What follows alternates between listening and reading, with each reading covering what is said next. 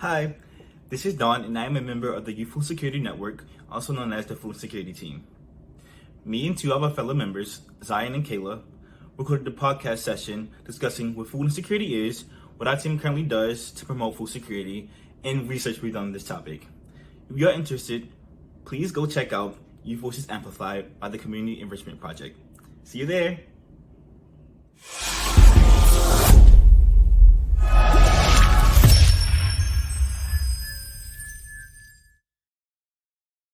Alrighty, so hey everyone, thanks for tuning in to the Youth Voices Amplified. It's a community enrichment project podcast empowered by the youth for you.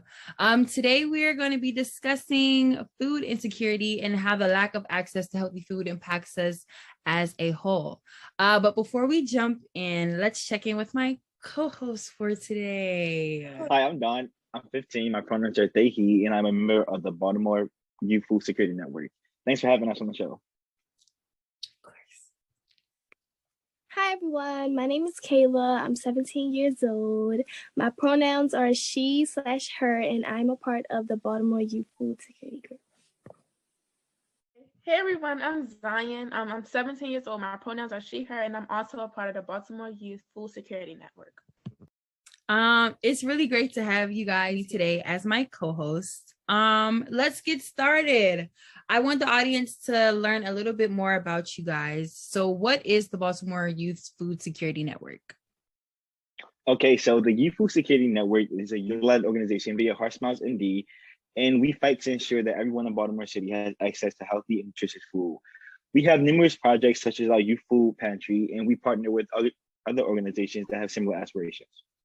Okay, and what does food security or food insecurity mean? Okay, so food insecurity is when someone has access to food, but not access to the proper nutrients, like healthy foods. Like they'll have access to a lot of like unhealthy foods, but not the healthy foods. And food security is when people have access to nutritious foods. Okay. So is there a bigger difference between hunger and food insecurity? Yes, anybody can be hungry. Like you can have access to nutritious food, like fresh produce and things like that, but still be hungry because you necessarily didn't eat that day or during that week. But food insecurity, you really can't control that because you can live in poverty, or you can't control like the markets that are in your neighborhood. So you can probably live around a stable life. You probably can't you can like petition for Harriet Teeter and things like that, but you necessarily can control hunger, but you cannot control food insecurity based on where you grow up or where you live at. Absolutely. Thank you for that analogy, Zion, or that example, I should say. I also know that you guys have done a lot of research on the topic, which I do appreciate. And my question is, who do you think are the groups that are the most at risk of being food insecure? That's actually a really great question because there are numerous groups that I'm learning about every day. But a group that I believe is highly affected by food insecurity would be returning citizens or those who were previously incarcerated. The reason I say this is because they have no stability when they are released from incarceration, seeing that they were locked away for a long period of time. Something that really stood out to me is that the family of those returning citizens are highly vulnerable to hunger and food security. And I never really thought about how the family members were affected by the imprisonment of their family member, if that makes sense. Also, I'm really surprised because I never thought of the effects incarceration had on a person, let alone those close to them. And it absolutely was shocking. And as I said before, I learned something new about food insecurity every day. Lastly, people who are formerly incarcerated have a harder time accessing SNAP benefits, which means they don't have something ready for them to fall back on in the system with food as they navigate through the hardships they face while they get back on their feet. That's interesting, Dawn. Well, my research has been focused on Latinos and undocumented immigrants. The Latino group is one of the most at risk because they have unequal treatment because they are immigrants and Native Americans. Latinos have to work in high poverty places to even receive a good pay.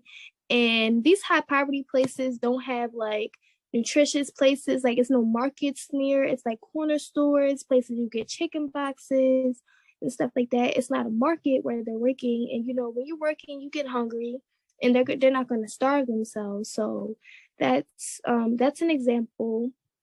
And I'm not surprised, sadly, because they already have like unequal treatment and stuff like that. Something that stood out to me was that the undocumented people, they can't get jobs legally, so they have to find someone that will hire them, and they are mostly located in high poverty places. So that's also another reason. If they had people like that was hiring them in suburban areas, they probably would have a better chance of having access to nutritious places.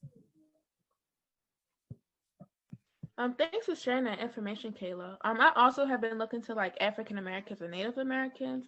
This group is mostly at risk simply because they live in the communities, like Kayla said, with high poverty, with a high poverty rate. So they're getting fewer jobs and they get less educational opportunities.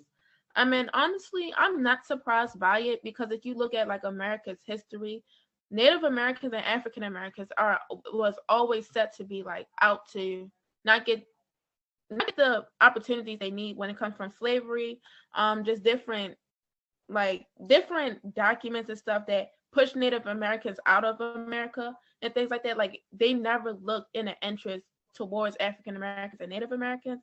So when they talk about getting fewer jobs or less educational opportunities, it is kind of like, okay, so what are we going to do now? So they won't be going through food insecurity. And so we can get the education we need, so we won't be food insecure. So yeah. Thank you three for sharing. Kayla, something that you said, it kind of stuck out to me. So I just want to say something really quickly. When you were talking about like food insecure communities, I thought about New York in particular, actually, because I was watching a documentary, and I found out that like bodegas are like, they're so important in New York, because a lot of cities like don't have like accessible grocery stores that are, one, affordable, or two, like within an appropriate distance. And I think that's so sad, because like a bodega is like where you get snacks. A Bev, never forget the Bev. Like, why are we doing grocery shopping at the bodega? Like, why is there not a grocery store within like, I don't know, a 10-mile radius of like these big Black and brown neighborhoods? It really upsets me. And I'm from PG County. I'm not from the city like you guys are, but I know personally, like in the city, like there's one Whole Foods like in PG County, if I'm not mistaken, and it's on the campus of UMB, a predominantly white institution. And I'm just like, that's suspicious. The rest of them are in DC by Biden. Like, I don't like that. So it's all strategic. Everything is strategic. Give me 1 second. The chat booming. Yes, Dawn. What you want to add? Yeah. Okay, I just want to say no Bev is crazy. Like, yo. Also, never forget the Bev. Never. To piggyback off of Zion, I believe the answer to like the problem of food insecurity is the system, because it was built against minorities and for the benefit of people of European descent. So that's also something we look at in our network. Always. Wait, can I add one thing to what Dawn said? Yes. Okay. Keep it going. So everybody's gonna learn this if you take AP history, but if you look at the social class when it was like in the 15th century or whatever like that, it specifically said the top people are the European people and the bottom, like the lower class people, are African Americans, and right above that, Native Americans. Like, we're the lowest of the lowest. Like, even Mexicans and Latinos and stuff like that have a higher social class or economic class. And then if you look at DC, Baltimore City, like any city neighborhoods, New York and stuff like that, if you look at it, you could be at, it could be a project right there, and then right the next 2 blocks is going to be a huge, huge downtown area. Yeah, like it looks amazing too. But it's so crazy how it's so close. Like one part is so poor and the next part is so wealthy. Like I just find that so crazy. That's crazy. Yes, the same thing is going on right now in DC. Like the gentrification is crazy. Like we have houses like brownstone homes from like the early 90s, and then we have like these really super modern houses and like your neighbors, and then there's like a Whole Foods, and it's just like one of these things is not like the other. So yes, that is it's just like crazy, like seeing it in real life. But I agree with the points that all of you guys raised. This topic is very important, and I want to make sure that we can all do our part to make sure everyone has food.